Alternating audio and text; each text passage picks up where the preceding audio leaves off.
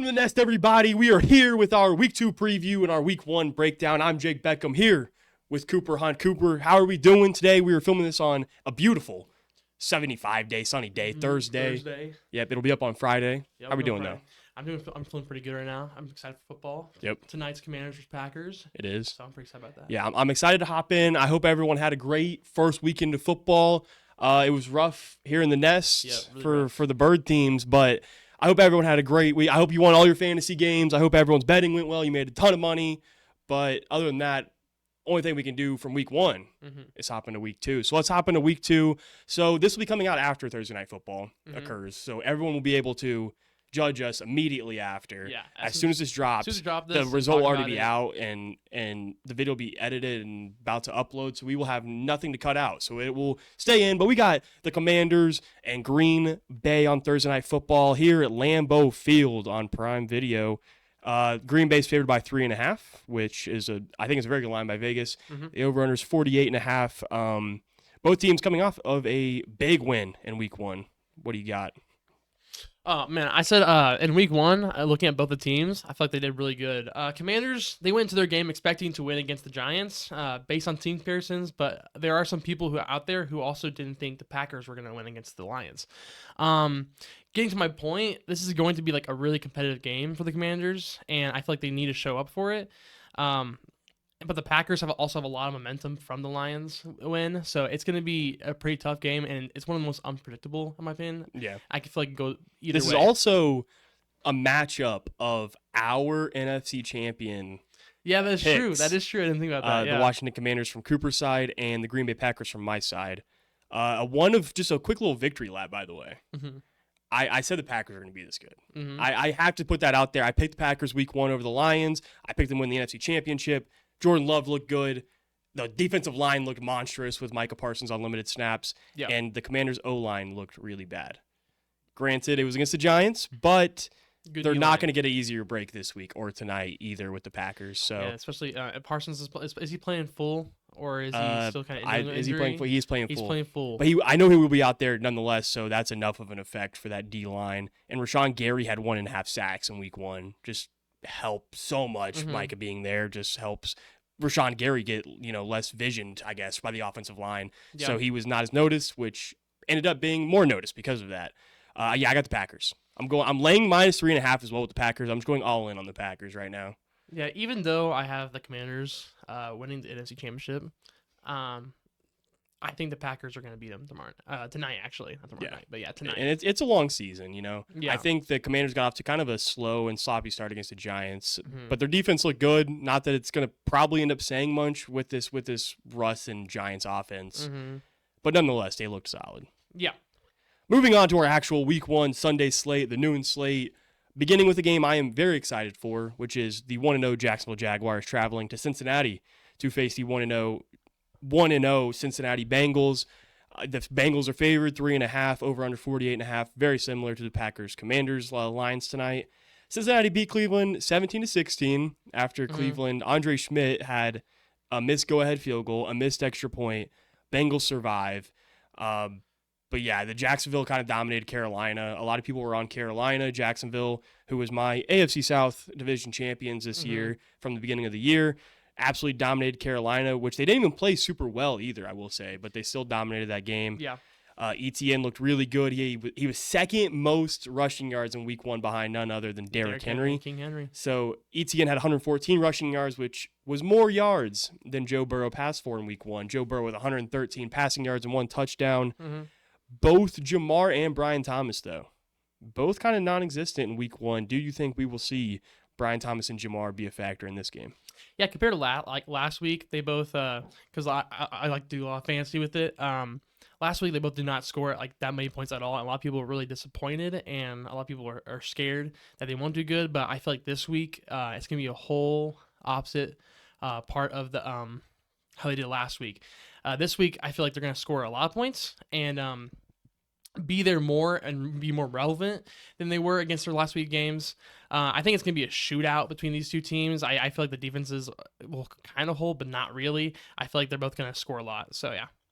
I will say, speaking of defenses, the Jaguars defense forced 3 turnovers against Carolina in week 1, which was way above expectation for their defense coming into the year. Then again, Bryce Young looked like he was back into Bryce Young form, I guess, but we'll get into that a little bit. Cincinnati defense, they forced 2 turnovers, but they let up 300-plus total yards, 290 through the air to Joe Flacco, which could be a disaster for that secondary facing, Brian Thomas, Travis Hunter, and T-Law, even De'Ami Brown. I mean, this passing attack is just really kind of explosive, underrated, if you will. There's a couple trends that really won't help you, but they're kind of just like fun ones. The Bengals have lost 6 Week 2 games in a row.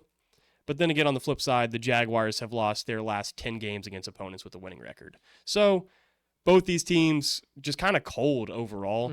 But I think Jacksonville, for where their expectations were, they're moving, above expectation compared to Cincinnati. Got their annual slow start, so they're way below expectations. They should have lost to Cleveland. They really got bailed out of that game.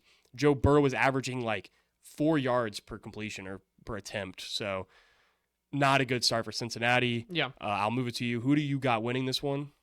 I have the Jags winning this one. You got the Jags pulling it out. Okay. Do you have any reasoning? I just think that like overall, like comparing defenses, I feel like the Jags. I think again, it's gonna be like a high scoring game. I feel like just the Jags are gonna score at least more. But I feel like the defense will have a lot more stops compared to the Bengals defense. So. Yeah. So week 1 is always a big like overreaction. Week 1 is just full of overreactions, which that's part of the game. A lot of this whole episode will probably be overreactions. Oh, is this team screwed? Is this team one of the best teams in the league? And it'll just not end up being true. But I'm gonna try to avoid this. I still think Cincinnati will find their way to win this game. But I do have the Jags covering that plus 3.5 number. I think for betting value, if you can get the Jags to at a cover spot outside of a field goal, I think it's just a great spot to be in, betting the Jags against the early season Cincinnati Bengals. Yeah. Again, also, I do only have like one sit for this game, fantasy wise for you guys. I feel like again, the one sit I have is Travis Hunter. Reason being is Liam Cohen announced. Liam Cohen announced it this week that he's actually gonna get more defensive snaps compared to last week, so he's gonna be more on the defensive side ball. To be fair, it is a situation DB spot, so it'll be a big plays mostly. Like if there's a big third down, stuff like that. It could affect him. So yeah, that's what my one sit I have. Moving on to one of the more probably unappealing games of week 1, but one I'm actually kind of excited for just because I kind of want to see. It's kind of like a car crash. You got to keep looking. The 1-0 New York Giants travel to Dallas and AT&T Stadium to face the 0-1, but looked unexpectedly really solid Dallas Cowboys. Dallas is favored by 5.5. The over/under sitting at 44.5. New York lost to Washington in week 1, 21-6, in what was an absolute disaster. That was the car crash, and that's why it will be a car crash that you just can't look away from this week. And Dallas barely lost to Philadelphia, and there was obviously Jalen Carter ejected early, which, there's certain opinions about, Dak spitting at him, sending a message, or if people are overreacting and Jalen Carter should have been ejected. I personally think I just kind of love that energy. I think they both should have stayed in the game. Yeah, they're both staying on business. Yeah, Cowboys-Eagles rivalry, keep it going. Yeah. Long story short, I think what I have written down here is the Giants are screwed. That's basically what I have as well. I think Giants fans are not even overreacting either. They want Dayball gone. They want Russell Wilson gone. They want all this, and it's warranted. Yeah. It's bad quarterback play with a bad head coach and a bad O-line. What do you think is going to happen? You think his offense is going to move the ball? No.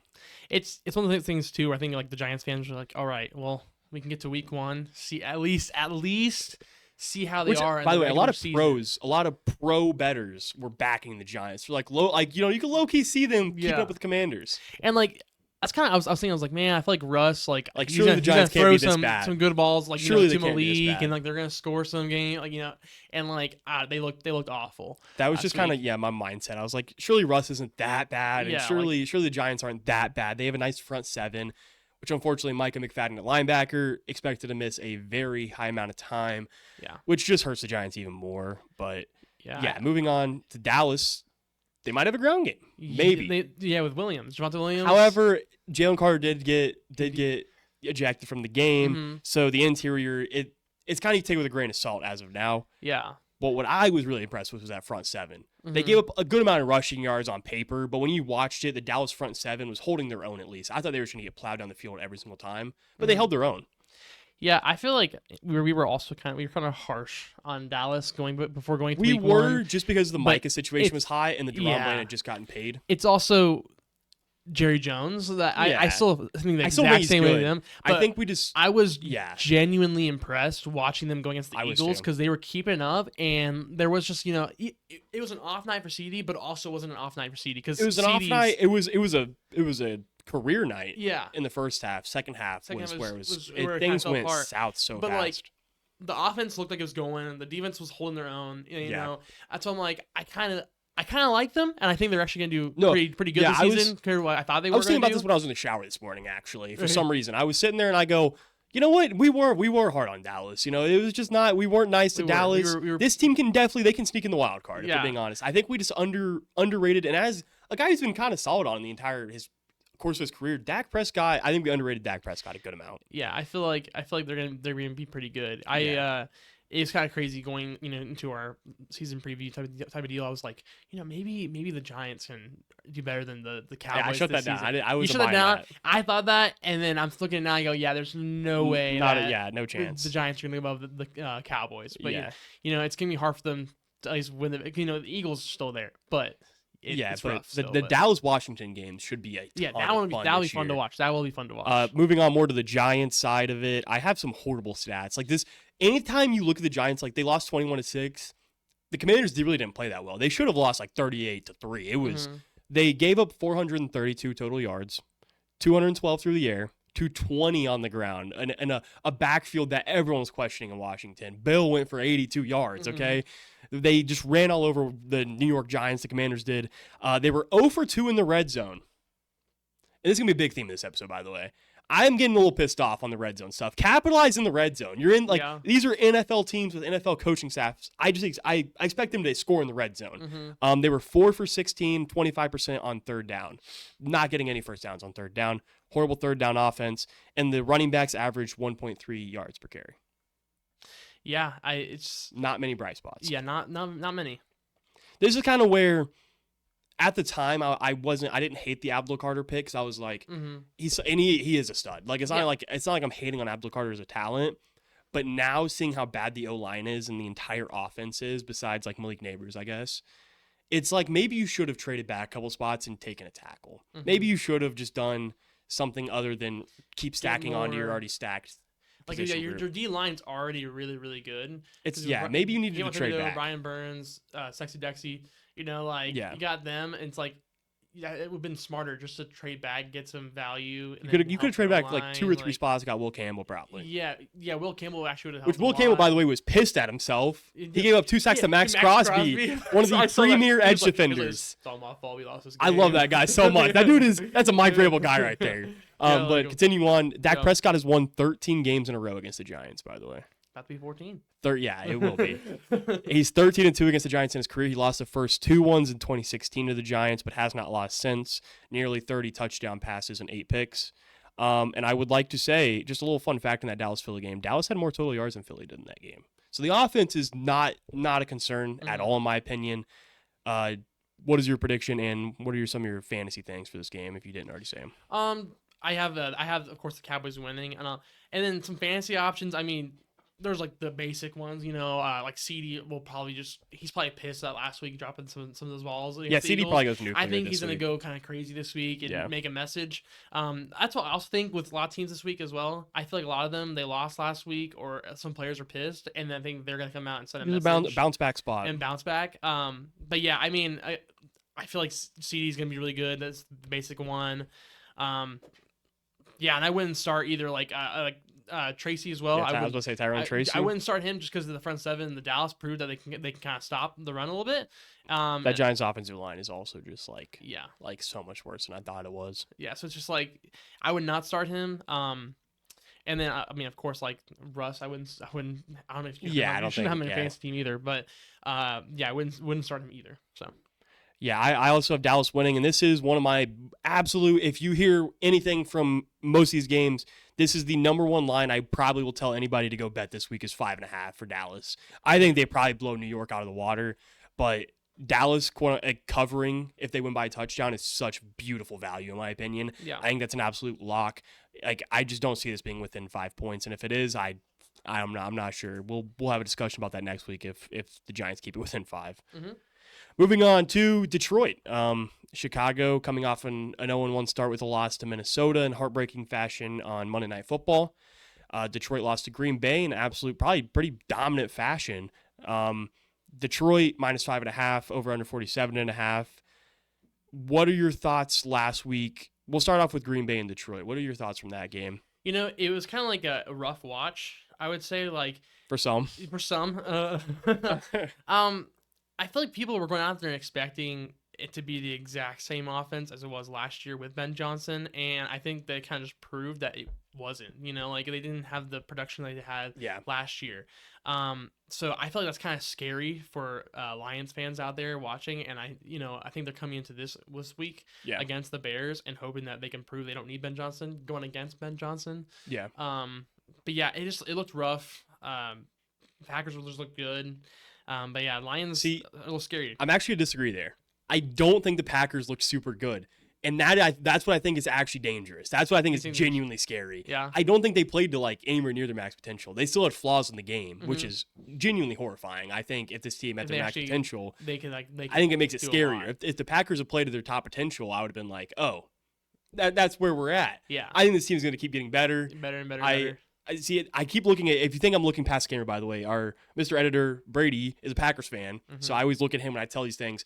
Jordan Love could be in store for an MVP year. I think this Packers team is just filthy. The receiving core stepped up completely.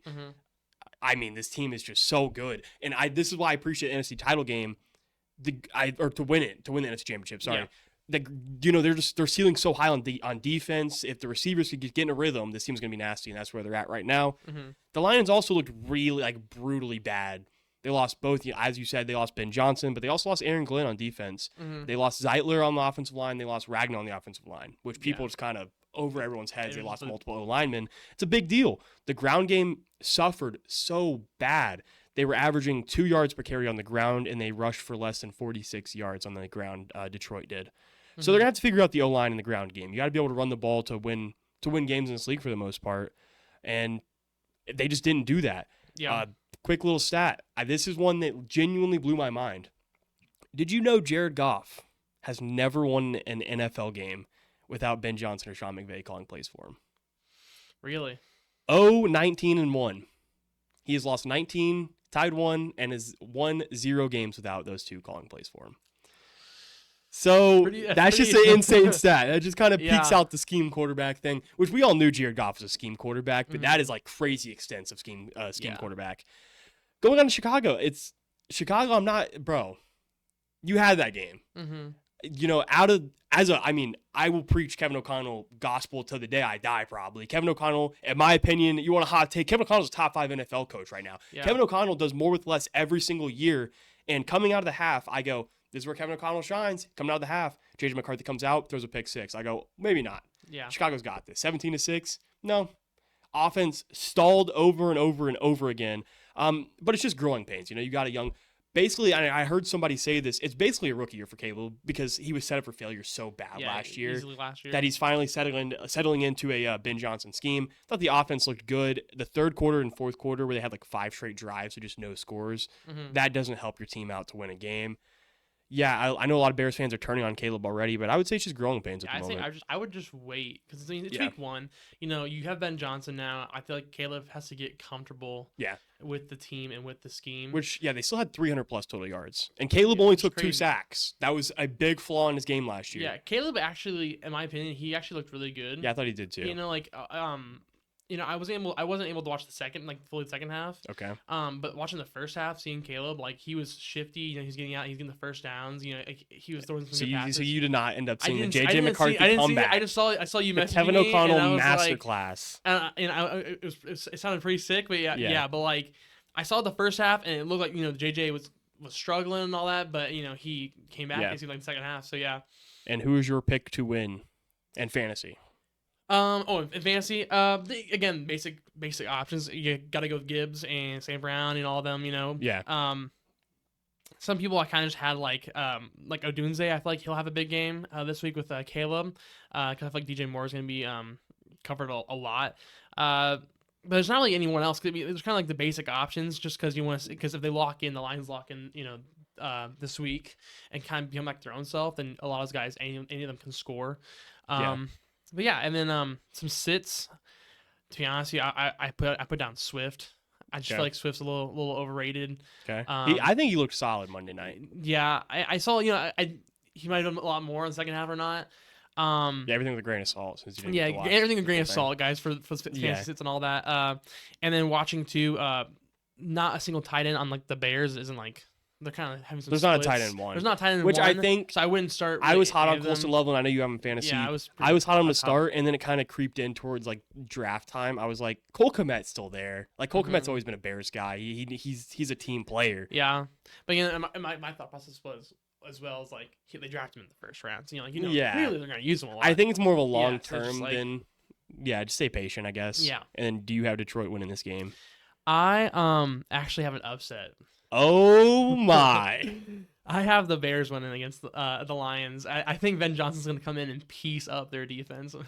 Okay. Like, if anyone knows the Lions' defense, it's Ben Johnson. Yeah, that's my whole thought process. My brain kind of buffered when you said that at first. I'm just so used to being a Lions offensive coordinator, so I was like, oh no, yeah, he is going into Detroit. So he's going to go into Detroit. I think he's gonna show them what's up, and I will say I think the Lions, and I believe this too. I'm really upset, even though I picked the Packers to win the conference championship. I'm really upset I picked the Lions to win the NFC North, because we all just kind of turned a blind eye to all the flaws on this team and all the missing pieces. And because it's the Lions, we're like, oh, they'll be fine. Which, and they're getting a lot of credit, like a lot of money's coming in on them spread wise, -5.5, because everyone's like, well, they'll bounce back against the Lions, but they're still missing those coordinators and those O linemen. I'm picking Detroit to win personally, because I'm still gonna give them a little bit of benefit of the doubt. I would not touch the spread at all, though. 5.5 is a very high number. Chicago, my only real worry with Chicago right now is injury concerns. Jalen Johnson didn't play. Kyler Gordon, I don't think, played. TJ Edwards didn't play, all against Minnesota. I know they're still battling injuries. So if Chicago can get healthy, though, I think there's still a bright upside for Chicago this year. Yeah, it's just another one of those games where I'm kind of actually excited to watch. I'm excited for a lot of games this week. Yeah, a lot of games this week actually look like a lot of fun. So it's going to be a fun Sunday, I would say. Yeah, this one, in my opinion, probably not one of them. The Los Angeles Rams at 1-0, traveling into Tennessee at 0-1. Rams are favored by -5.5. Over-under is a whopping 41.5. Very low, obviously, for what we saw in week 1, because the Rams held the Texans to 9 points and only scored 14. While Tennessee kind of somehow stayed in the game with Denver the entire time, only lost by 1 possession. They covered the spread. A few things. Puka looked really important. Puka had 130 yards on 10 receptions. Stafford played smart. Stafford played a Matt Stafford game. He didn't do too much. He sat back. He made reads. If they didn't have it, he threw the ball away. It's Matthew Stafford. I love the way he plays. Yeah. The Rams defense forced 2 turnovers, one in the red zone with the forced fumble on Agumbawale. Just a devastating fumble. Texans, Loki could have had that game. Texans fell out of the game most of the game, even though it was really close the entire time. But they creeped back in, got in the red zone. Agumbawale gets the ball punched loose. What'd you take away from the Rams this past week? Well, going against like the Texans and all that, CJ kind of looked a little bit rough. Like he didn't look like prior CJ, and it kind of made me regret the whole Texans pick for the AFC South. But I mean, on the other hand, like the Rams defense looked really solid and looked good. Stafford's gonna be Stafford, and he's got Puka. Adams is there as well. Kyron scored. I feel like they're gonna do good. But yeah, I mean, just looking at last week's game, it was kind of a boring game because it was back and forth. Yeah, it was low scoring. So the Rams played to their strengths. They sat back and they didn't do too much.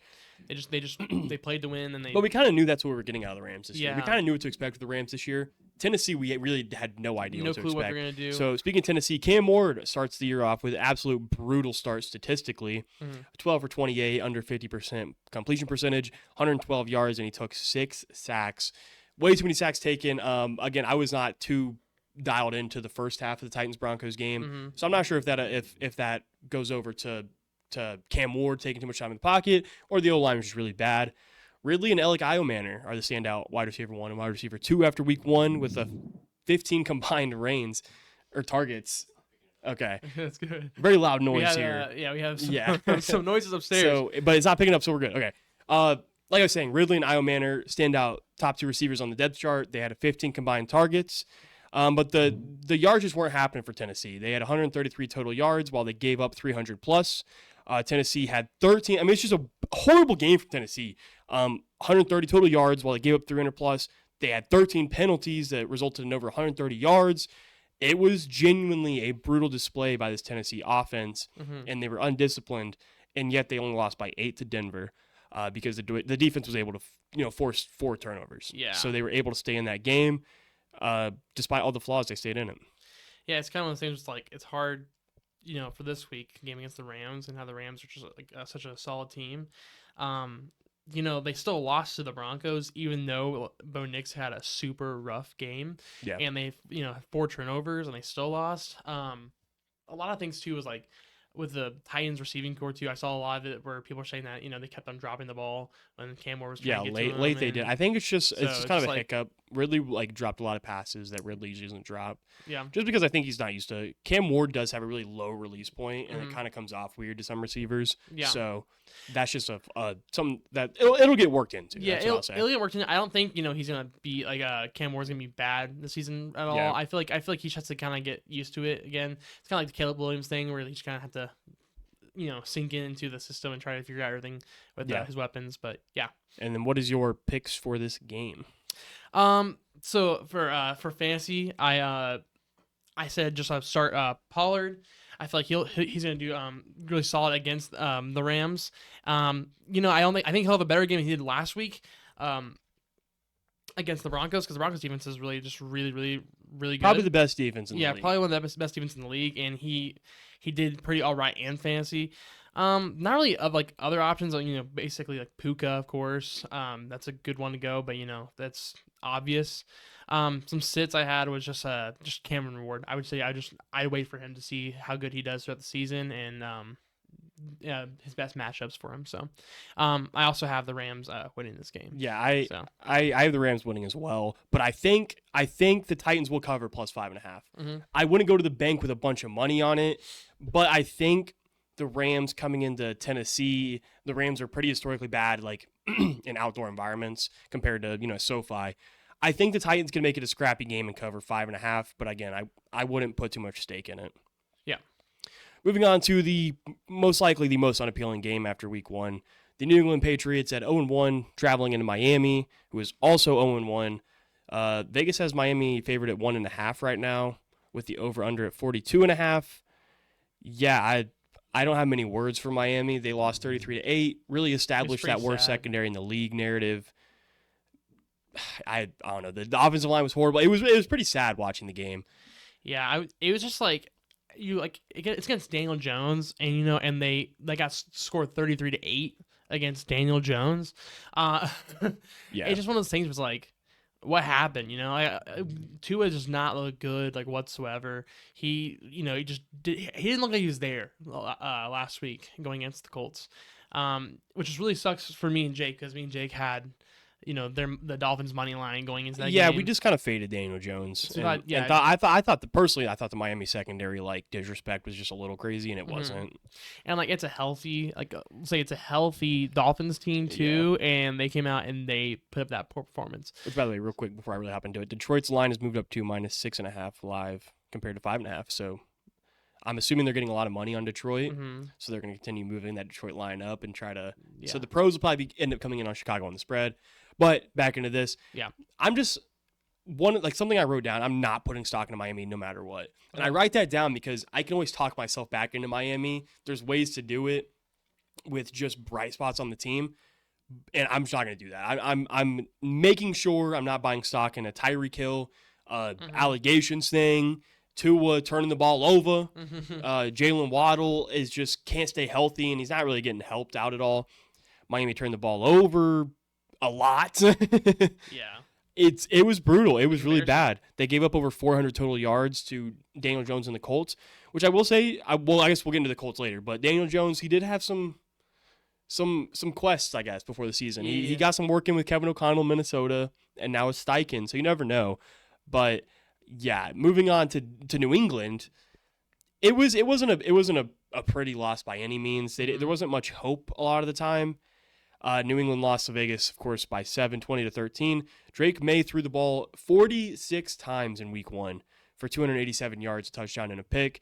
Ramondre carried the ball 7 times for only 15 yards, 2 yards per carry. Trevion, on the flip side, was averaging 5 yards per carry and only had 5 carries. And they were just really inefficient in the red zone. 1-3 in the red zone.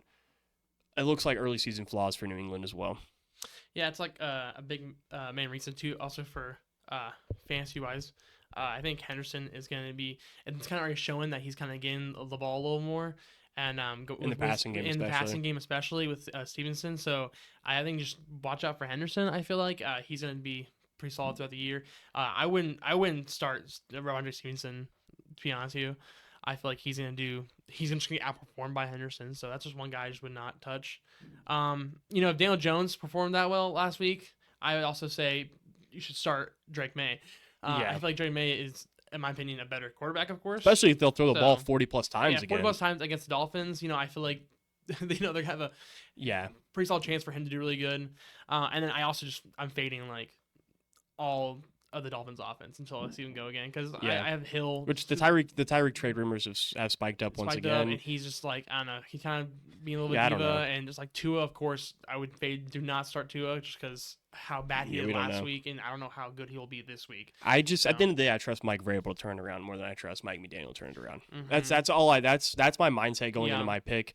Also, teams after turning the ball over 3 times, so 3 or more times, they've only had a 22% win rate the next week and a 21% covering rate. So I'm taking the Patriots to win. Yeah, I'm also taking Patriots. Do you think that the reason that stat is because of like the team's like scared to turn Most the ball likely over? it's either a team that's just really bad that turns the ball over all the time, or they get conservative. And if the Dolphins get conservative against the Patriots, they'll lose like a 17-13 game, and that'll be what it is. But I would take over a money line play. I would take New England to cover the +1.5. Because of Sunday Night Football this past week, the line shifted all the way up to the Bills were favored. Then they shifted it to the Ravens -1.5. But if you got it at +1.5 is what I'm trying to say. Instead of taking the Ravens money line, you could have taken Ravens +1.5 before it got changed, and they would have covered after that entire choke. So, moral of the story is the odds are just worth it to go +1.5 if there's a disaster. That's all I'm gonna say. Jesus, words are hard sometimes. It happens. But okay. +1.5 is always the move over money line as well. That was the moral story. Moving on into another very unappealing game. It's either really high expectations for some of these games or really low, in my opinion. This one is San Francisco traveling into New Orleans. San Francisco beat Cooper's Seahawks this past week during the 3 o'clock slate. Yeah. New Orleans started off 0-1 against another NFC West team, the Arizona Cardinals. They lost 20-13. The Niners are favored by 3.5 right now, with Mac Jones in there, and the over-under is 42.5. So obviously the concerns with the Niners every single year are injuries. It is what it is. Kittle is already out for a good amount of time, just like that. Purdy dealing with, so at first it was a shoulder injury that everyone's worried about. Yeah. Then it was his toe. They said the toe injury was way worse than the shoulder injury. So now Purdy's out for expected like 3 to 5 weeks. 3 to 5 weeks, what they said about him. And like they also lost Juwan Jennings as well, which is one of the. So you got Mac Jones stepping in this week to in New Orleans in the Caesars Dome. Yeah, it's they're practically a hospital right now, but that's them every year. But again, I can't disrespect them because they beat us last week. But it's watching last week too. Purdy, in my opinion, isn't that great, even though he scored on us. He threw 2 picks. One of them should have another pick, but Tariq Woolen went out there and tried to jump ball with another guy, and he got a 6'4" corner got mossed by a third string tight end. To lose the game. Yeah, should not see me that time. I was pretty upset. It's just one of those things where, like, I don't think the Niners are good. We lost. You don't think they're good? I don't think they're great. Okay. It just kind of sucks that we Cooper lost. did put the Niners in third of the division in predictions, which I mean, if they're gonna keep up injuries like this, I don't think they're gonna win. Yeah, I mean, I could see it. I think there's a lot that is untapped with the Niners, which sucks that Purdy's out, because I'm a big Purdy hater. I think he's pretty fraudulent especially for the contract he got. Yeah. But at the end of the day, he's a lot better than Mac Jones is at the current time. And what Purdy is so good at is getting outside the pocket in making plays. Like, he prolonged the play to win the game in Seattle. Mm-hmm. Again, shouldn't have been a touchdown, but he just prolongs plays and he makes plays outside the pocket. Mac Jones can't make plays outside the pocket, which hurts the Niners offense a great deal. Yeah. But the Niners had nearly 400 total yards last week, both through the air and rushing was just pretty consistent. San Francisco and Seattle both turned the ball over 2 times, so it was just kind of a back and forth, just like, no disrespect, but it was just kind of like who can mess up. Like, it was just messing up back and forth. Mm-hmm. But both defenses looked really good. It's no disrespect to the defenses. The defense looked really good. Yeah. New Orleans came out and they kept it competitive with Arizona, Mm-hmm. which was probably pretty expected. Arizona's not a premier team in the league, Mm-hmm. but it just felt like Arizona was going to probably let them hang around a little bit, and they did. So New Orleans came out. They had 300 plus total yards. Rattler had 200 plus passing yards. He outpassed Kyler, while Rattler only took 1 sack, while Kyler took 5 sacks. So if you want to kind of outweigh why the Saints were in this game, Saints gave up 146 rushing yards, though. They were Which getting is brutalized on the ground. Which is not a good thing to be going Yep. into against So you have the Niners. your matchup nightmare in the entire league probably Yeah. coming up. The New Orleans was 25% in the red zone. So New Orleans, if you were efficient in the red zone, you probably would have won this football game. Mm-hmm. And they also had 13 penalties. So it seems like either the Saints were just that bad, which is a very Yeah. possible option, or they shot themselves in the foot and bunch should have won the game. And both can be true. They probably are really bad and shot themselves in the foot and should have Yeah. beat the Cardinals. But yeah. Yeah, and just going into this game, like even with all the injuries to the Niners still have that defense that against the Saints offense. So I feel like that's gonna be the key part of this Yeah. week coming up, and I feel like the Niners defense is gonna completely stop them. Mac Jones, I don't think it's gonna be a pretty game. I think Mac Jones is they're just gonna the whole game plan is going in there with Chris I think McCaffrey. they'll run the ball till they have to, and when they don't have to run, when they can't run the ball, they'll just play out of PA and play action all day. I Yeah. think Mac Jones, if I had to put a stat line on it, will go like 14 for 22, 150 yards. Like, it'll be very boring. Like, Very boring game. Very they're not. check-down There's heavy, gonna, very just especially run the against a ball. team like New Orleans, they're not gonna do too much where they can lose the game with Mac Jones. But Mac Jones also isn't gonna win you the game. Yeah. You gotta go in with the ground attack. They're going to try to run the ball like crazy, which they're going to be able to because they McCaffrey and the Saints let up that much last week. Yeah. and So all I'm that. assuming CMC is the ultimate start Oh of yeah, this week. for sure. I had CMC the ultimate start as well. Pearsall also had starting because Jennings is also out. And Pearsall looked good. So yeah, Pearsall looked good against us. So I think that he's going to be a big piece for that offense. He'll be the check down guy that they're going to be looking for Mac Jones. But yeah, some sits though I do have is Kamara. I don't think that he's going to be great tomorrow because that's basically their offense is Kamara in the run Yeah. game. And they looked really good defensive wise against us in our run game with Charbonnet. Even though Charbonnet scored once, but that was just Yeah. on a penalty getting on the goal line. Charbonnet's just gonna run it in. But yeah, no, their defense is gonna completely stop him. But yeah, that's basically like the main sit for this week. And I'm assuming you still have San Francisco to win. Yeah, Yeah. unfortunately. I also have San Francisco winning. I would probably touch them on the spread too because, like, I think there's New Orleans gonna have no run game. They'll have to pass the ball. And although Rattler passed for a good amount of yards last week against Arizona, this is not an Arizona secondary. This is a team that'll probably make you pay. Rattler will probably turn the ball over a couple times. Mhm. It could possibly get ugly, even though Mac Jones is starting for San Francisco. My biggest bet of this game was just to hammer CMC rushing yards. I think he'll get so many carries, and it could be a bad bet. I mean, you never know if the workload, they don't want to be that high, and B-Rob gets a lot of carries. You never know. Yeah. But I would also love the spread. So the under looks really good. 42.5. I can't see it getting up there. Because if you just think about, I was just like thinking about the numbers. Mhm. Like, the max I could see in this game is like a 21-17 game, but I just don't think that's happening, and that's still under. I think San Francisco probably wins like 24-10. I think they'll That's just. exactly what I have here for my prediction. Is it actually? 24 24-10. That's what my If you want to bet an exact score on a sports book, 24-10, San Francisco wins this Mhm. week. That's a sink there. Look at that. Moving on to a very fun matchup as well, in my opinion. Buffalo, coming off an electric win on Sunday Night Football against Baltimore, Mhm. is going into MetLife to face what will also look like a pretty electric team in the New York Jets, although they lost to Pittsburgh. Buffalo is favored at 6.5 over New York, and the over/under is currently sitting at 46.5. We'll start off with New York. Mhm. I think the offense got rolling Justin Fields. I'm gonna say Justin Fields stocks are back up, baby. Yeah. Justin Fields Truthers FC, we up. We look solid. He had 266 total yards, 3 total touchdowns against the highest paid defense in the NFL. I honestly didn't know it was the highest paid defense in the NFL until I was listening to a podcast, and I go, well, they got shredded by Justin Fields. Jets averaged nearly 5 yards a carry. Brees averaged 5.5 yards a carry. If you want a little, I kind of stay away from the fantasy stuff most of the part. I play fantasy, obviously, but I always stay more on, like, when I'm talking about the games, betting more so than fantasy. But there is no real wide receiver 2 in New York, and that game showed it. Yeah. So Garrett Wilson stocks are also back up for fantasy owners. We were very, I feel like we were very disrespectful on Brees Hall and Garrett Wilson going in 6. We're like, I also just didn't expect the Jets to come out with a good and it could be the overreaction of a century. Overreaction. It could be a brutal offense, but they looked very good. So what we went off of, or what we have to go off of, I love it. Yeah, like you said last week, we were watching too. Jake went, wow, how do we not think about that? Former college teammates. There's former college teammates with no wide receiver 2. Yeah, no wide receiver 2. He's just gonna throw it to Garrett Wilson, a lot and just get a lot of points that way. So.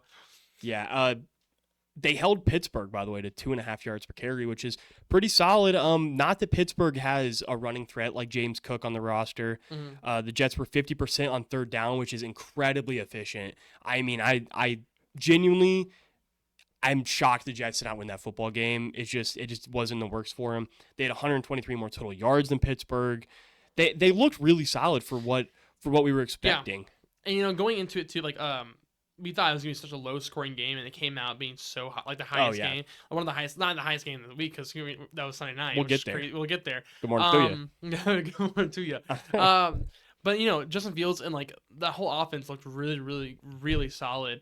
They barely lost that game at the very end. To watched it, Garrett Wilson was going to get not a touchdown, but a catch for the first down. Got his lights blown out. And he got just absolutely lit up by Jalen Ramsey. And then it's unfortunate because Boswell went out there and kicked a 60. Was it a 60-yarder? It was a 60-yarder. 60-yarder field goal. His career high. Yeah, career high. It would have been going from 70. It was drilled. Drilled in there. Oh my god. Yeah, he's Boswell's pretty underrated, I think. So I had some conversations this week about Chris Boswell. Yeah. Shout out Ezra if you're watching here, because he claimed he's probably the most talented or the GOAT kicker. Which I was like, really that good. Sounds insane because he's not even top 20 in points scored for kickers. But then we kind of agreed on GOAT kickers, just impossible because points and whatnot. But the Boz talent-wise, he's up there. I mean, the Boz has been so good the past 5 years. It's ridiculous. Yeah. We'll get into the Steelers. I forgot this. We're not even on the Steelers. Yeah, we'll get into the Steelers Jets right now, but momentarily, actually. Yeah. But hopping into Buffalo, what a game. Yeah. What a freaking Sunday night. Probably will end up being the game of the year, week 1, which is awesome, but it also kind of sucks because I don't think we're topping that game on Sunday Night Football this year. Yeah, it's crazy. The last 15-point comeback for Buffalo. Henry fumbling the ball, giving that the ball. 1 in a million. The gods were with Buffalo. And one thing I'll say is Henry after the game goes, "Yeah, it's all my fault. It's we're the reason why we lost." Yeah, I like that though. I like that. He took responsibility, but also you gotta look at that. Your defense let them score 41 points on you. I think that's also why it's easy to say it was your fault because deep down he knows it wasn't his fault. He was just trying to. That's why it's easier to put the hand up. You're sitting there, bro. You should not be losing a football game scoring 40. You should not be losing that game. Especially that Baltimore defense. I mean, the defense came out leading in though. Josh Allen, I'm about to glaze a little bit. Josh Allen's him. Yeah. Josh Allen is, as the kids say, diffy, okay? Yeah, he's different. Josh Allen is, I legit have this as just a period after, not even a question mark. Josh Allen is your 2025 NFL MVP, in my opinion. I don't think anyone's stopping him this year. Yeah, he's just so insane. He's getting up there, Mahomes has been looking kind of just iffy now. And that man is different. And Allen's you look at him just check box. The whole Yeah. list. He can just do almost everything. It's genuine. And it might be a curse. We might be making a curse because this is what happened with the Chiefs. We go, oh, the Chiefs are just no flaws, and they lost the Chargers week 1. Exactly. Could we be in store for glazing Josh Allen, and maybe Josh Allen comes out and loses to the Jets? has one of the worst stat lines of all time. But in the AFC conference predictions we made, we took 2 other AFC quarterbacks, so we did not take Josh Allen was kind of the odd one out.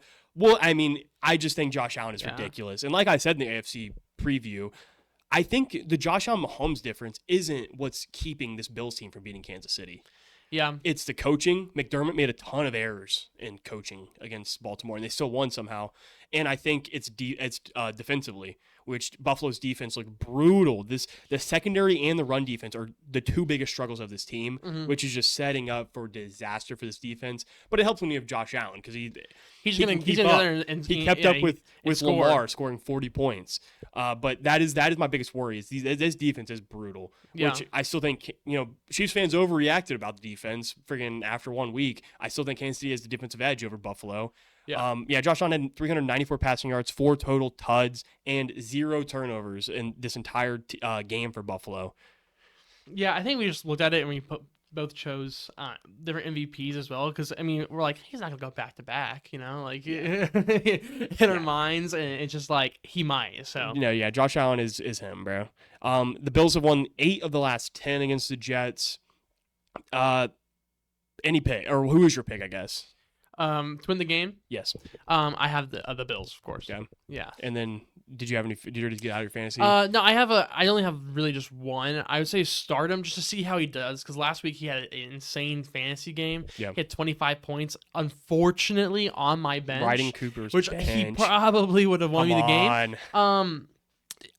Keon Coleman, I think he's kind of that week 1 game kind of shown that he's the wide receiver 1 for the Bills, because they're kind of like the Chiefs. I said, where like we don't know who's who, but who's gonna be there. Khalil Shakir looked really good too. Shakir also looked good. Those are the 2 guys I think. Coleman, I think Keon is a star. Yeah, I think he's gonna be a star. So I would start him just to see how he does. Which is unfortunate for Cooper, because Cooper unfortunately was the lowest scoring team in the 14-man. And you had Keon Coleman sitting there. The guy talking about fantasy is the lowest scoring. The lowest score. Hey, I won my game. Shout out. But okay, anyways, I also have Buffalo winning. I actually love betting in this game though. I really like the lines. Over 46.5 looks really good. Again, it could be one of those spots like the offenses both look so good that we just end up getting the complete opposite, and Vegas would love it. But a 27-20, win for Buffalo would be over, and that feels like pretty achievable. Yeah. I would honestly pick the Jets to cover if you can get a +7 or +7.5 number. I wouldn't take them at +6.5 just because it feels like a bad beat waiting to happen.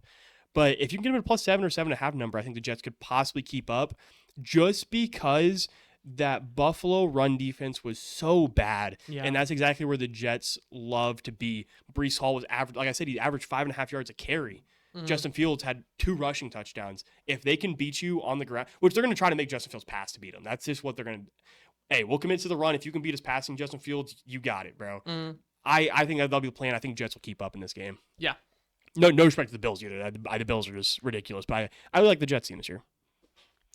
And moving on to Baltimore, we just talked about them with the Buffalo game a little bit. Cleveland is 0-1, and they are traveling to Baltimore, who is also somehow 0-1. Baltimore is a whopping 11.5-point favorite, and the over-under is 44.5. We'll kick it off with Cleveland just because I have less to say about Cleveland than Baltimore. Same, yeah. Cleveland lost to Cincinnati 17-16 in a game they should have won, with Andre Schmidt just missing multiple gimmies, basically. Not a great week for kickers. I was kind of bragging on kickers on Thursday Night Football. I was like, it's kind of boring because the kickers are just too good now. And it was a bad week 1 for kickers, other than the Boz. One even got cut. We were talking earlier. Yeah. Jake Moody got cut. Yeah, Jake Moody got cut. Koo's getting there. We had tryouts the entire week in Atlanta. Yeah. But Flacco had 45 pass attempts, which I did not think was even possible anymore. 290 passing yards, a touchdown, 2 picks, which I saw one. I think they're both tipped. Were they not both tipped? I think. Yeah, they were. Because I remember we watched and like the first pick to happen, like that's really unfortunate. And then the second pick happened, basically the exact same way. So, okay.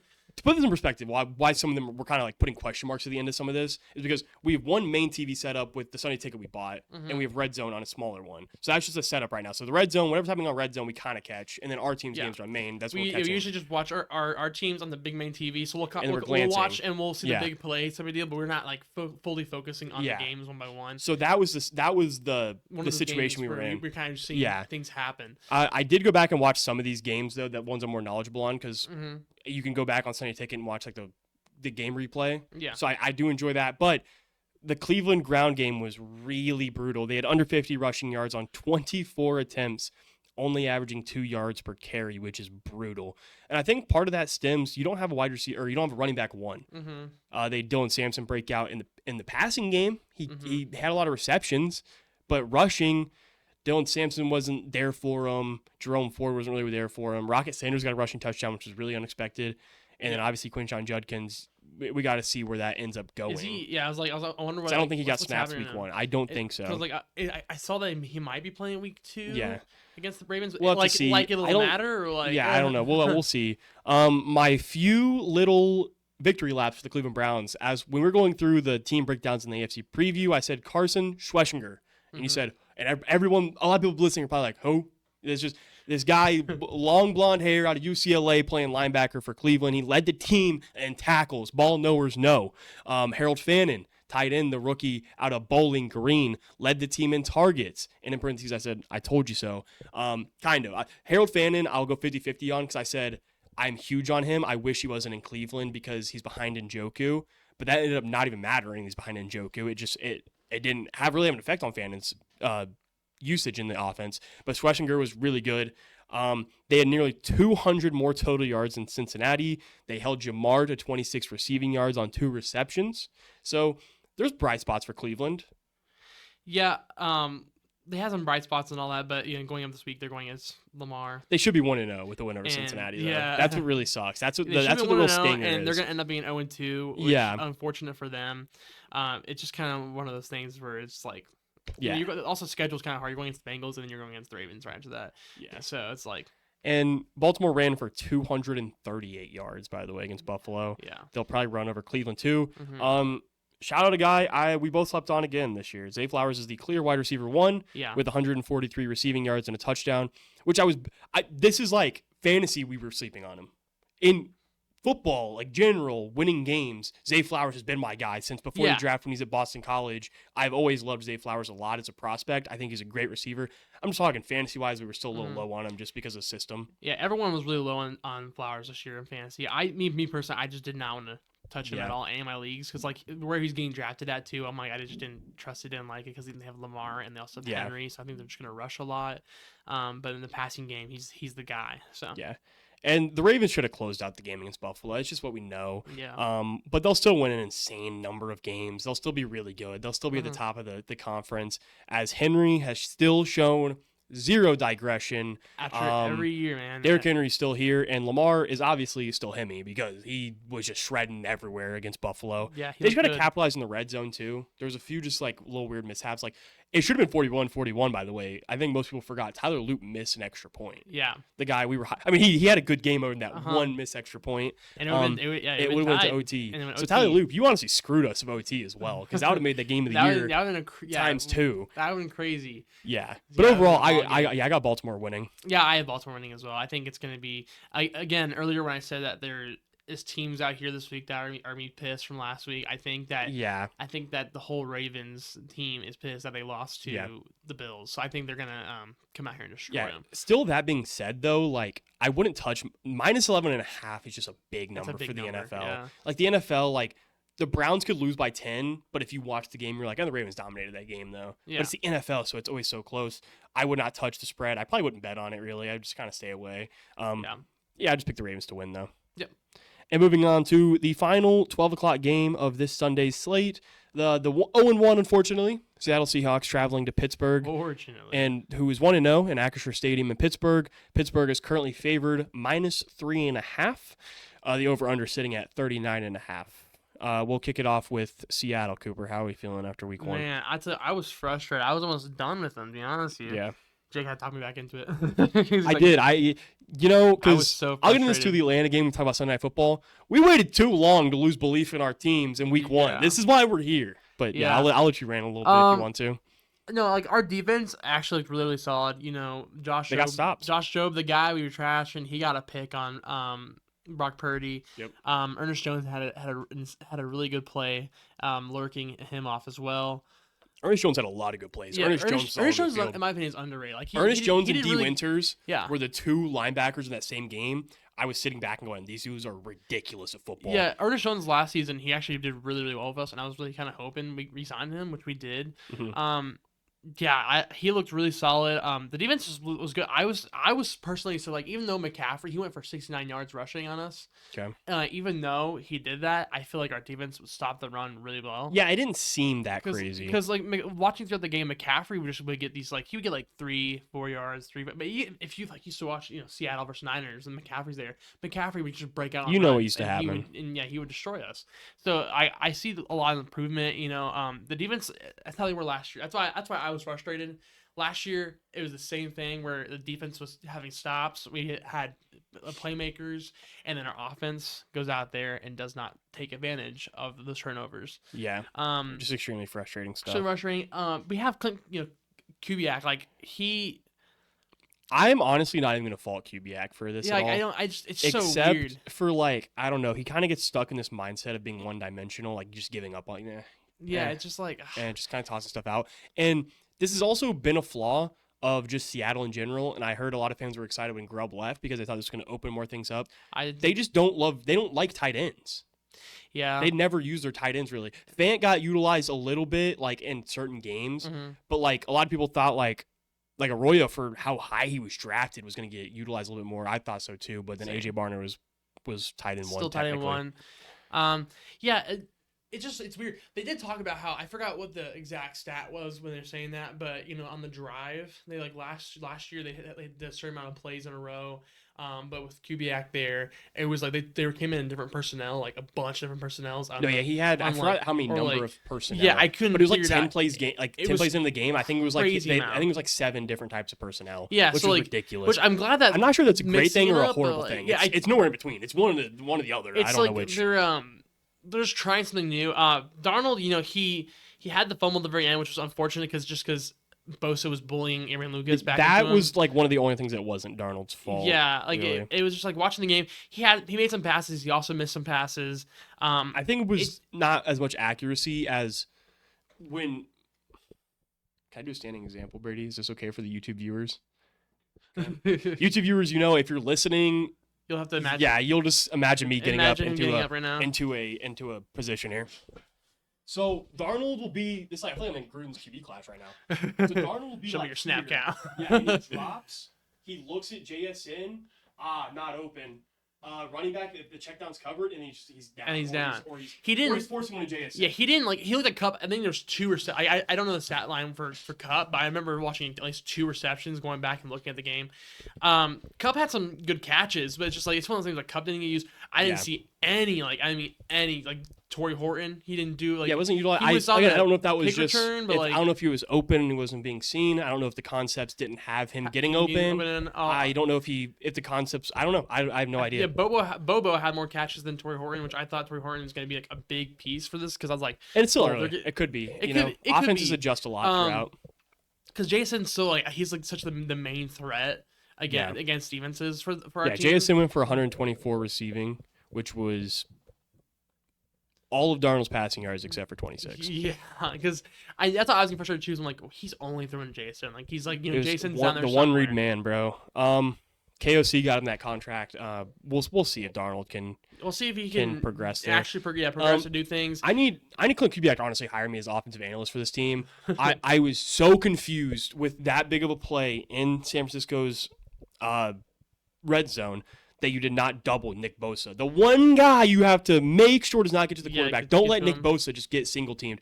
Nick Bosa gets Abraham Lucas right in his shoulder pads, just pushed him back straight into Darnold. Ball Darnold falls. didn't see it. You can see it. He throws it, and you see in his mind where it clicks. He's like, the ball did not go with my hand as he threw the ball. Yeah. And they got onto the ball, and that was so defeating watching that game because I was like, oh, we're gonna march down here. If we score here, we win. Type of deal. And that just happened on the goal line, and I was so frustrated because it's one of those games I know we can win. Yeah, we gotta lock in. Yeah, you have to lock in. Gotta lock in. As the great Raheem Morris said, "Hey man, we just gotta lock in." We gotta lock in. Woolen, after his horrible performance last week, he's actually getting some debate right now with not getting started against the Steelers this week. They said Josh Jobe could be potentially the starting cornerback too. Yeah. That's not good either. It's probably a lose-lose in my opinion. But transitioning into why that would be bad news. Aaron Rodgers looked like the Aaron Rodgers of old. 244 passing yards, 4 touchdowns against New York. Rodgers was shredding. Obviously, he was super immobile. Like he was taking a good amount of hits. The ground game for Pittsburgh didn't get going. Jalen Warren's just not like I said, I don't think he's conditioned to be a back. And then Caleb Johnson got 1 carry, which was extremely disappointing. Kenneth Gainwell was in there a little bit. No explosiveness, no consistency from the Steelers' backfield. So it ended up being Rodgers just. I mean, they were dicing him, slicing and dicing. Rodgers was doing what he wanted to do. Mm-hmm. Rodgers, I'm sure, the audio wasn't on because we're watching the Falcons game at the time. So I'm sure he was over there, making his own play calls, not caring. It wasn't okay. I figured. And he wanted. He said Arthur Smith, we don't care, bro. Like he was, I don't blame him. And Rodgers always does. So this is a Rodgers thing. But and I've had this talk with multiple people. If you're Aaron Rodgers, if you were Tom Brady, and then right now, in my opinion, this might be like an old head thing. Quarterbacks just can't read the field as well as the OGs can. So most of the OGs, like Peyton too, they would just sit back and they had the ability to change whatever they wanted based on what they saw. Quarterbacks these days just aren't as like, I don't know if Philly's not progressing at the same rate. Yeah. Anyways, I think Rodgers looked great. The receiving core had some. DK looked solid. I think DK only had 4 receptions. It felt like he had a lot more, but he had 83 receiving yards. Calvin Austin was in there. Genu Smith was in there. Like everything was really working except for the defense. The defense, like I said, highest paid defense in the NFL to give 32 points up to the New York Jets.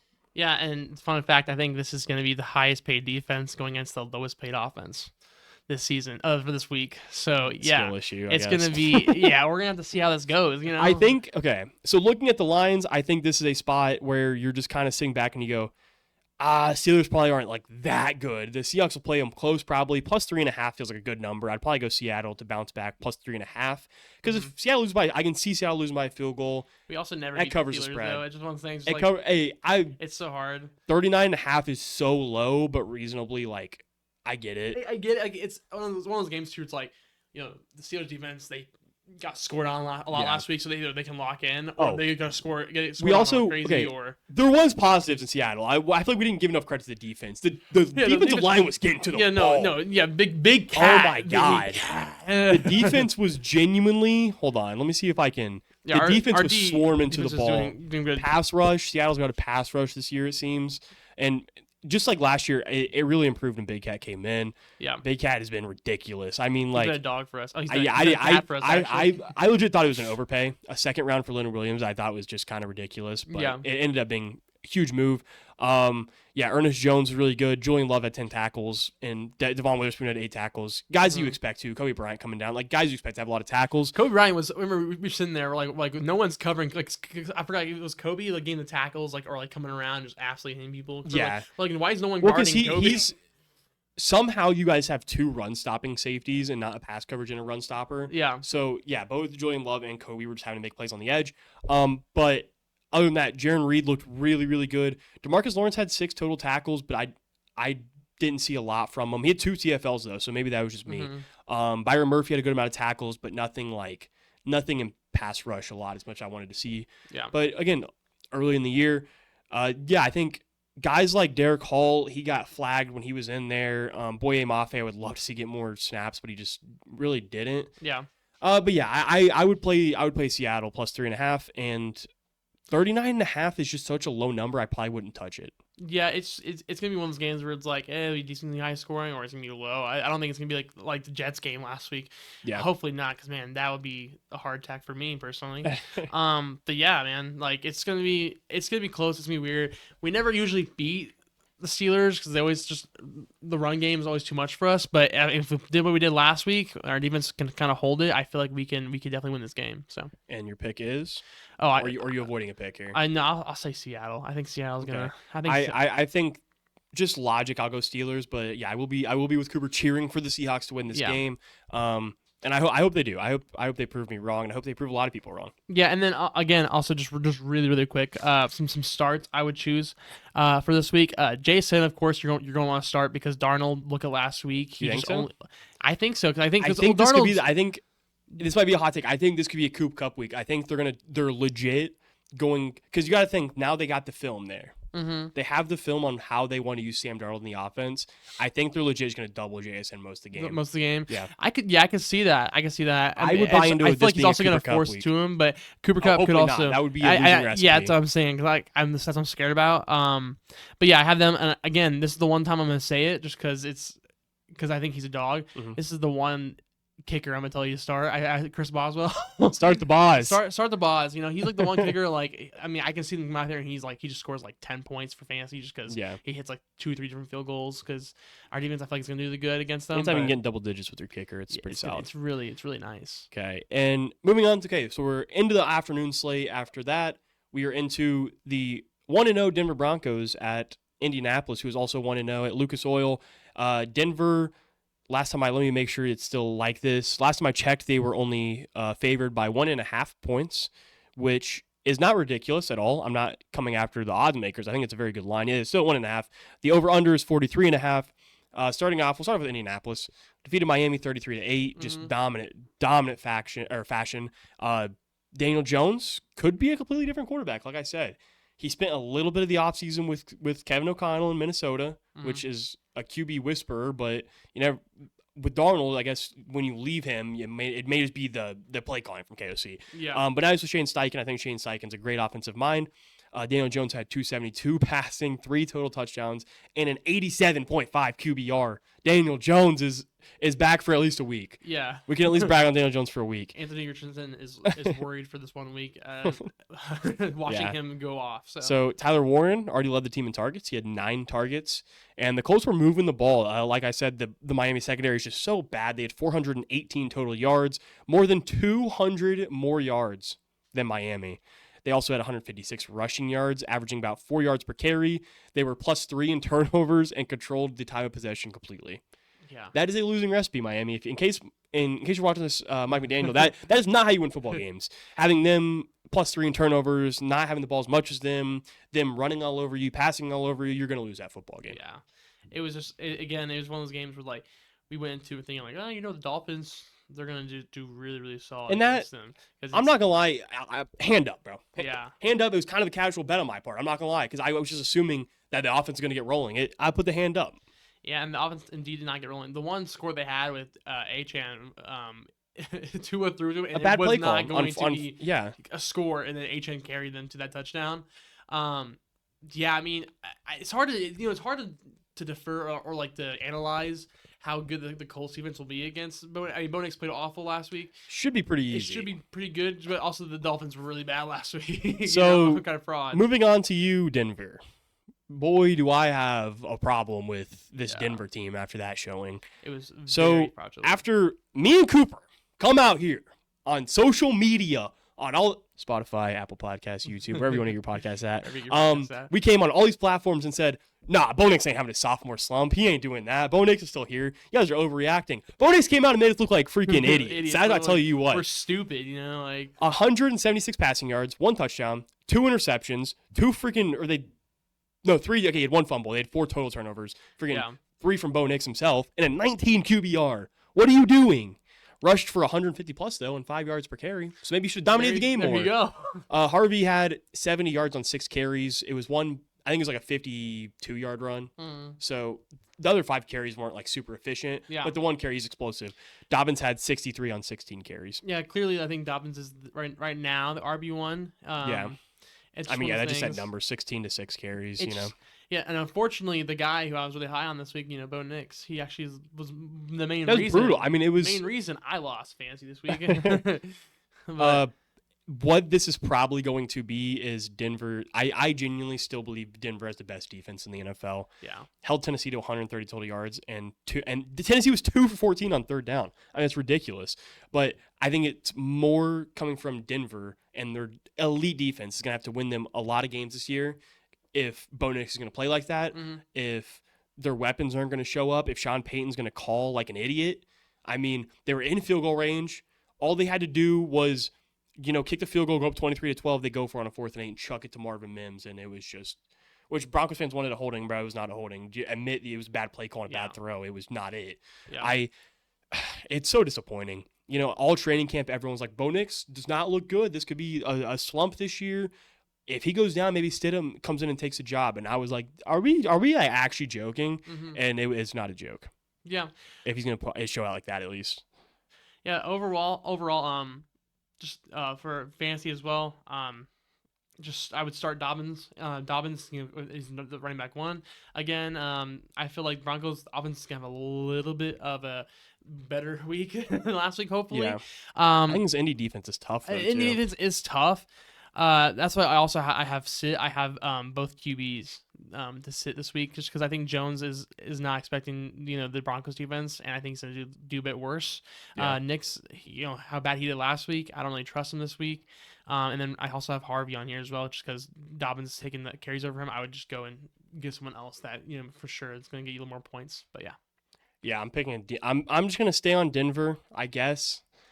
I would have not put money on Denver to win this game. I'm gonna hope that was just a fluke. Mm-hmm. What I would put money on is under 43.5. I think it's gonna be a low scoring game, like a 17-13, 17-10, 17-12, something like that, somewhere in that range. Yeah, I have the Colts winning this week. Okay, So I had them winning fading. 2017. Okay, So that's what my prediction was for that. okay. Moving on to Carolina after an 0-1 start, traveling into Arizona, who is 1-0 after the win over New Orleans.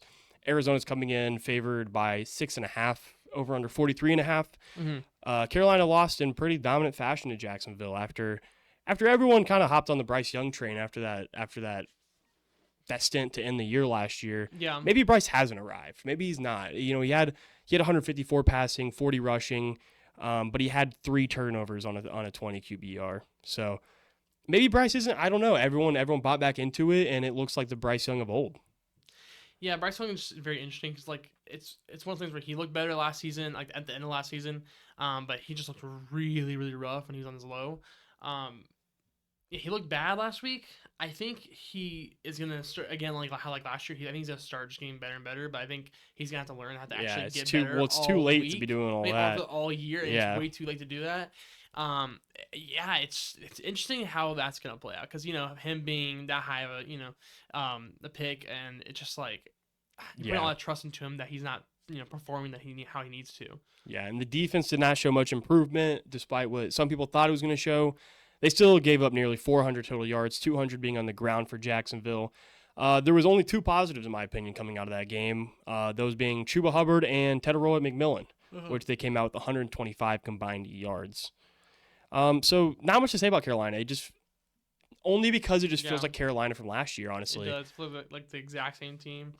In my opinion. Yeah, so after giving up 200 on the ground to Jacksonville, now you're going against an Arizona team that had a big rushing week with Trey Benson and James Conner.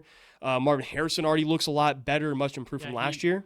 Yeah, he looks like he's going to be a big deal this year for Kyler, and he's going to step up a lot better. Yeah, and he added on some muscle, I saw. Trey McBride is still Kyler's like safety blanket through the air. Trey McBride with a ton of targets. Reception machine. Kyler just has to get the ball out, I think. He had 5 sacks taken against New Orleans. They had 9 penalties as a team. It just feels like the Cardinals are not taking that step. That it just feels like it's getting too late. Like Kyler's almost 30 now. I think he's at 7 years in the league. It's just getting to a point where he's got to show progression somewhere for the Arizona as a team. Yeah, I agree. And Kyler, if you want a little fact, he's 1-3 against the Panthers in his career. All 3 of those losses went over 43.5, and his 1 win went under 43.5. So who you ever think's going to win could go on the point total, possibly. I got Arizona to win. I think they'll survive this one too. Yeah, I actually have the Panthers winning. Oh man, and why's that? I don't know. I have a feeling. I wonder why. Little feeling. I wonder what the feeling is. I don't like the Cardinals because of course they're in the same division. But looks like we got a little catching up to do. But I think that I think Hubbard's kind of carried that offense for the Panthers, and I think T-Mac's gonna have a big game as well against them. I'm not really high on the Cardinals defense, so I just feel like they're gonna get scored on a lot. I think Kyler's gonna make maybe a mistake or so throughout the game.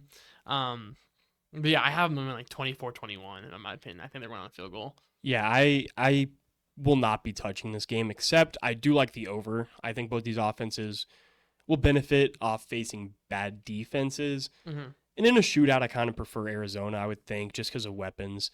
T-Mac's obviously really explosive as a rookie, and Chuba is a good guy to lean on.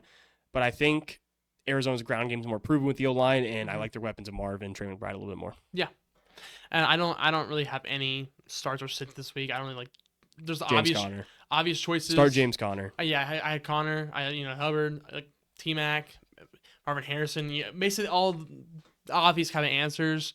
But yeah. Okay, moving into the biggest game of the afternoon slate as it's a Super Bowl rematch at Arrowhead.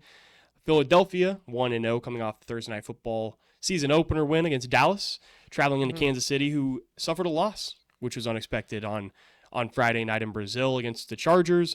Coming into this game, Philly is favored at 1.5, so Mhm. basically a pick 'em at that point. The over/under is 46.5. And we'll start off with Philadelphia just because it was kind of the team of old in a sense. Mhm. It's just kind of what we expected. The offense stayed in control. Most of the game they kind of just stayed in control. Dallas kind of felt like they were always there, but it was kind of Philly's game a little bit. Yeah. They rushed for a ton of yards, 158 yards, 3 touchdowns total on the ground. But they had 9 penalties, which for Philadelphia is really, really uncommon. Mhm. They only had 9 or more penalties twice during the regular season last year. Yeah, I liked Saquon, of course, went out there and he did his thing. The offense looked good. I feel like this is another week where I feel like AJ Brown's gonna be having a missing poster out there, because McDuffie. Um, it's just one of those. It's weird because like the offense is more dependent now, like because like they have the receiving core, but Saquon's so good that you just you use him a bunch of times and all that. But I think they performed well against the Cowboys. It was closer than everyone thought it was going to be that Thursday night. I know a lot of people that said that they were like, oh yeah, it's gonna be a blowout that's gonna happen. Yeah. Um, but yeah, it's a Super Bowl rematch, so it'll be interesting how it goes. Yeah. So obviously we worship the Chiefs defense, and it wasn't the defense we're used to seeing. Mm-hmm. Gave up almost 400 total yards, 3 passing touchdowns, and that just led to the Chargers being super efficient on every down, but significantly third down. I think it might have to do more with travel in Brazil because last year we saw Philly and Green Bay, and for some reason it felt like their defense just looked really slow on both sides, Uh-huh. and it's the exact look Kansas City had on their defense. So overall, I wouldn't overreact about Kansas City. Mm-hmm. I It's a tough start to the year though, obviously, but we'll have to see what we have there. Receiving core is not the most talented, but they got in a groove towards the end of the game. Hollywood, he had a lot of drops early, but then he eased into it and ended up being their leading receiver. They lost Worthy early in the game, which Mhm. just hurt tremendously. Tyquan Thornton is probably going to be the wide receiver. I said Jalen Royal was going to break out. It ended up being Tyquan Thornton. That's the only thing I really regret saying about the Chiefs team. And he's likely to see an extended role after making a big play in that game. Yeah, I feel like this team is gonna learn how to not having their star players injure other star players. Before Yeah. it was Mahomes with Rasheed Rice, and now it's Kelsey with Xavier Worthy. So Yeah. it's just one of those things. Like they got, I don't know. It's the unfortunate injuries, I would say. But yeah, they looked sloppy last week against the Chargers, and I think Jake's right about how it was just in Brazil, and it was kind of just really hard for that Yeah. defense. I think that this game again is going to be closer than people seem. That they thought like the Cowboys and the Eagles were last week. So yeah, it's gonna be close. Yeah, I kind of felt like they abandoned the run early. Hmm. Pacheco only had 5 carries all game long, and on those 5 carries, he averaged 5 yards per carry. Yeah. So I just saw that and I was like, Why didn't they you know, run why more? why we abandoned so early? Yeah, I just overall I would not overreact on either side. Both of them kind of looked like they struggled more than we expected. Yeah. I also just wouldn't touch this game betting. I know it'll get the most money bet on because it's such a big game and a Super Bowl rematch. It'll be the highest purse of game. That's where everyone will want to be betting. I'm probably gonna stay away from it unless it's like a player prop or something. Team wise, I'm taking the Eagles to win just based off what we've seen. Hmm. Just because I didn't want to truth Kansas City again. But they are at home. If we'll see how the run game. We'll see how big of a factor Jalen Carter ended up being Yeah. when he comes back, against Kansas City, and if it was a Jalen Carter problem or if Philly run defense is just a little down this year. But yeah, Yeah. I'm taking Philly to win just based off what we've seen, but I would not touch it. Yeah, I actually have this game being, it's I think it might become game of the week just because it's the Super Bowl rematch. I think it's gonna be the highest scoring game. But yeah, I do have the Eagles winning 31-24. So Yeah. I think that they're gonna still win, but at least by a touchdown.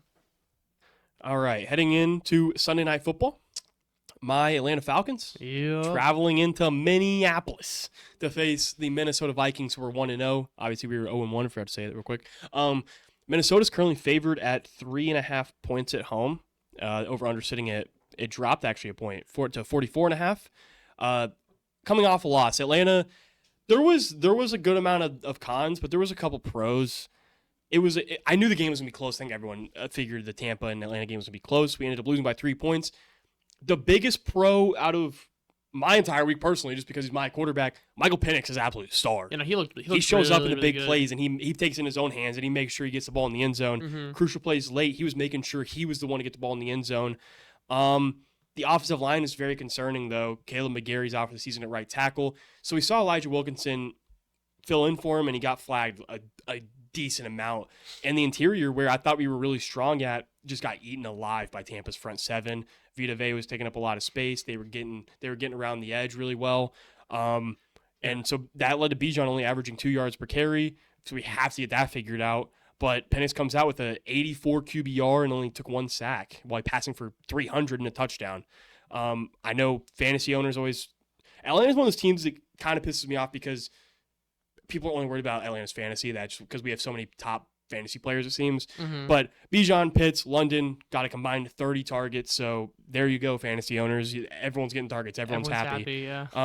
Our defense, we saw a lot more blitzes under Jeff Ulbricht's return to Atlanta. The pass rush rate, I think, was top 5 in the NFL, which kind of crazy as an Atlanta fan. It also didn't seem like that, but we got there. James Pierce was a top 30 edge rusher already. He got home a lot with a lot of pressures, forced Baker into some bad throws at some points.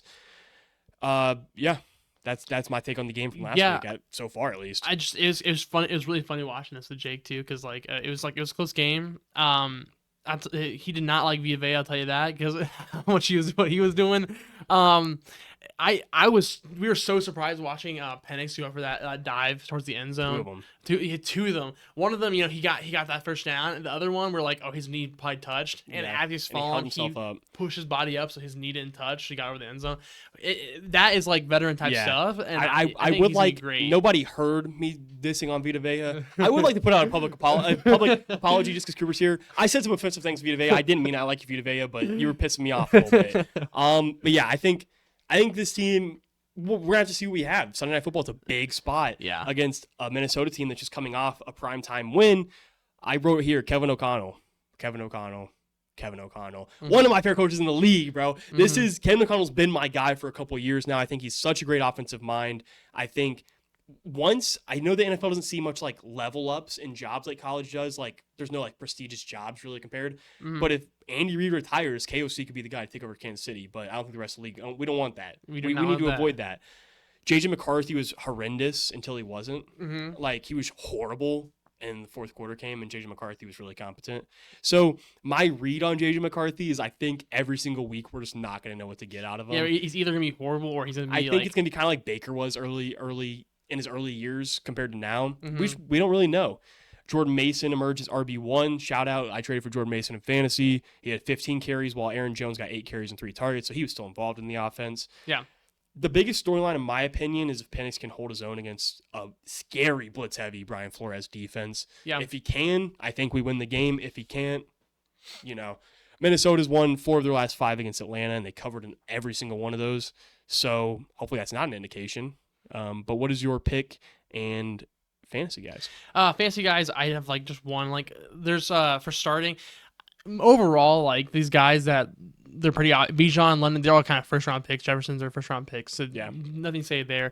One guy I do have is this guy is I think going to become the RB1 for Minnesota, and I think you should start Jordan Mason because Aaron Jones is not looking as good as he used to be. So I would say Jordan Mason would be a guy just to start in the flex position and see how he does. And who's your pick to win this game? I have the Falcons winning. Really? Yeah, you can say Minnesota's going to win. No, I generally think the Falcons are going to win. Okay. I think that they're going to win 21-14. I think it's going to be just So my read on this game when I was doing the research, my pick is no pick, which said a lot. But then I sat back and I said, you know what? I told this. We didn't wait all offseason to get to week 2 and have no faith in our own teams, okay? This is what's going to happen. We're going to blitz heavy with Jeff Ulbrich. We're going to get after JJ McCarthy, force him into turnovers. We're stopping Jay Jettas, AJ Terrell. Island, baby. And we coming for the Vikings. We walking into U.S. Bank, and we are Exactly. taking them down. See you later, Kevin O'Connell. Still love you, though. But Atlanta's winning that game. Come on now, in prime time. Yeah, I feel like, again, you never know what JJ you're going to get, so it's like. And we know what Penix we're getting. We know He's a Penix- star, baby. Penix is that guy.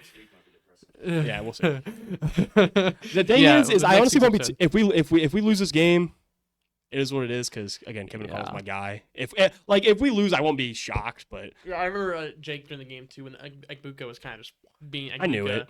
It was kind of one of those things where Jake's like, I knew it was going to happen. Too, which so Cooper's got to leave soon. I think we can get it in though, based off how pacing. I think we got 7 minutes here. Yeah, we can do it. We can fit these 2 last games in, but if it seems rushed, that's why. We'll get enough info in. I'm a good fast talker, so we'll go. Tampa Bay defeated Atlanta. They'll kick off at 6 p.m. Central on Monday Night Football. Traveling to Houston at NRG Stadium. Houston's 0-1 after their loss. Houston is coming into this game favored over Tampa at 2.5. Over under 42.5. Starting off with Tampa. And at the beginning of that game, or most of the game, really, Baker's accuracy seemed really off and just off-putting. Until the very And end. in classic Baker fashion, he delivers an absolute zipper to Emeka Egbuka on the post, which I learned Emeka Egbuka called his shot in the huddle, said he wanted to run a post, and he had it. It is what it is. That's my victory lap on Emeka Egbuka. I told you so. I told you so. I told you so. Fantasy, fantasy, fantasy. Star, star, star. That's all I got to say about Emeka Egbuka. Yeah. But the Bucs had over 100 rushing yards with Baker being the leading rusher. It seemed like we kept getting home. Baker would end up having room to take off. Yeah, no, the Bucs just look again. They look so solid on offense. Like even the Baker wasn't doing great. It was really fun to watch. That was probably the floor for the because we were watching. It was just like Egbuka big play, Egbuka big play, and then oh my gosh, Mike Evans. The Mike Evans stuff was down. ridiculous because he was Mike covered Evans, every Evans. time, but he would just catch it somehow. Yeah, Evans was catching it and making those crucial plays, and it's just one of those things. Like that offense is good, and when Godwin comes back too, that receiving core is gonna be absolutely nasty, filthy. It's gonna be filthy, and they have Bucky in the back as well. It's so good, and like their defense, they held their own. Man, it's hard for them to see them. Yeah, primetime in Houston obviously gives a little bit of an edge to Houston in that regard. Yeah. But I hated what I saw from Houston. Yeah, Held to Houston 9 points by LA. Stroud had 188 passing and a touchdown. From what I saw, Nico was just consistently doubled the entire game. And they don't have other weapons to make up for that. There's nothing else. Because Tank Dell's out. So you got 2 rookies. Both at Iowa State, Jalen Noel, Jaden Higgins. That was their first game. They got thrown into the fire because Nico just doubled every play. And they don't have – I'm worried about their offensive line. No weapons. I'm worried about the offensive line. And I don't think they have a stable enough ground game with no Mixon right now with just Nick Chubb in there. Yeah, just Nick Chubb. And then, it's just it's just unfortunate. They traded away their one, good O-lineman to the Commanders. And they're suffering the consequences now with how bad their O-line is. And CJ's struggling with that. So yeah, which I think – in the grand scheme of things, feeling it kind of feels like I would want to bet on the Texans, but I'm just going logic here. I think Tampa's the better team, and I think they'll cover that 2.5 number in Houston. Yeah, my exact thought process. I think that Tampa's gonna come in here and just win, play some clean. It'll probably be. I know. See, I think it'll be scrappy, honestly. But I think scrappy helps the Bucs just because they got the scrappiest quarterback in the league. They got a whole scrappy Baker, team. They got the O-line scrappy. Everything's scrappy about Tampa. Yeah. So I think that'll help Tampa. I think Tampa wins. I think they cover the number. Yeah, same. Heading into our final game of week 2, it will be in Allegiant Stadium as the LA Chargers, after their big 1-0 start, travel into Vegas to take on Geno Smith and Pete Carroll and the Las Vegas Raiders. Las Vegas. At 1-0 as well. And the Chargers are favored at 3.5, over under 46.5. Dude, the Chargers are coming off one of their biggest wins in franchise history, in my opinion. I know it's a week 1 game, but Herbert was shredding. My bad, Quentin Johnston. He had multiple touchdowns. Yeah. Ladd was making plays. Keenan Allen was consistently open. My bad, player. I don't know, bro. I don't know what to say. It was the cleanest possible game played by LA. Only 6 penalties, no turnovers, and they stayed healthy. Yeah, no, I really like the Chargers. I was disappointed watching Hampton because Hampton didn't do a whole lot. But he had a lot of carries and he had out there, and it was his first NFL game, and he was in a different country. Yeah, I can't blame him. I was genuinely shook watching that Chargers team. You said they were above the Broncos. That could be a take of the year. It could be take of the year. We'll see. We'll see. It's week 1. We're week 2 now. I said the Chargers. I love Jim Harbaugh as the coach, and I think that Hampton's gonna start getting a little more comfortable. He's gonna start running the ball better, and I think he's gonna be a dog for them. Herbert is balling out. The defense was able to hold against the Chiefs. You know, By the way, this is the second most expensive game to go to this week. Vegas, if you don't, bro, like, come on, bro. But anyways, Vegas, Geno Smith played the most Geno Smith game of all time. Yep. He had a bunch of passing yards, 362 passing yards, 1 touchdown, 1 pick, just very Geno. Very Geno. Ashton Jeanty got his first career touchdown, but he only averaged 2 yards per carry. Yeah, he didn't do great. Bowers is like questionable. The injury seemed serious, but then he came out and he was like, "No, I'm fine." Yeah, I saw the play where he kind of he tweaked it really Yeah. bad on the kind of sideline when he's running the route. Yeah, no, hopefully he's good. I mean, he's starting. I think he's playing this week, Yeah. so it's Which I hyped New England going into the season, but when it came game day, I backed Vegas against New England just because Pete Carroll and Geno just felt a little bit more experienced and ready to go week one than New England. So I backed Vegas. The biggest key for Vegas, in my opinion, is making this just like scrappy as possible because the Chargers played so clean week one. If you can just make it scrappy and make everything go different than what the Chargers are expecting, could definitely help. I would just try to send mad blitzes. Don't let Herbert sit back there and pick apart your defense. That being said, Justin Herbert has been incredible versus Vegas. 2,500 passing yards, 18 touchdowns, and only 2 interceptions against Vegas in his entire career. Yeah, I think it's gonna be a good game for the Chargers and all that. I think Vegas is gonna again they gotta be scrappy. I think they're gonna compete. But I mean the Chargers came out and you just think about it, they came out and they just beat the Chiefs. You know, so like you feel like they're gonna Could come be a out. letdown spot. It could be a little trappy type of game. But again, also for fantasy, Hampton. I think Hampton's gonna have a big game this week because he didn't really have one last week. I think he's gonna actually kind of ball out. I would also try to start. If you have room, Quinn Johnson. He showed that he was a weapon. That the hottest waiver wire. Last week, yeah. And I think if he's going to be that weapon behind McConkey, I think that he's going to be a pretty big spot. Other options, pretty self-explanatory with Genty, first round pick guy, McConkey, Bowers, all of them. It's one thing. Also, I wouldn't start Najee. I mean. It's Najee. He's behind Hampton. Not a lot of room for him to get a lot of big plays, but yeah. Yeah, I'm taking Los Angeles to win this game. Mm-hmm. I think there's a very good chance Vegas wins this game, though. I think it's a lot more 50-50 than people are going to think going into it. Mm-hmm. I'm ultimately taking Vegas to cover 3.5 because I think it's a big number for what this type of game is. I think it'll probably be a field goal game either way, which I think we're seeing the peak of Vegas football at the beginning of the season, just because it's Geno back with Pete Carroll, and I think as we progress, Vegas will probably go like 8-9, and it won't matter. Maybe they go 9-8, I don't know. But I think we're seeing the peak of Vegas football right now. I think they cover the spread at home in prime time. I agree. I think that.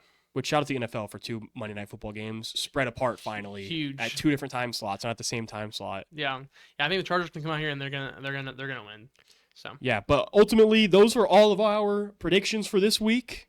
For week 2. Hopefully, they go according to plan. Hopefully, everyone wins their fantasy games this week and hits their bets. Hopefully, we do too. Let us know. Let us know on the YouTube. Yeah, please let us know. TikTok. TikTok especially. There was a lot of discourse in the comments of the Chiefs TikTok. Obviously, let us know your opinions. Let us know what you think's going to happen in the comments. TikTok, YouTube, Spotify, Apple Podcasts, and we'll see you guys in the next week for our week 3 preview.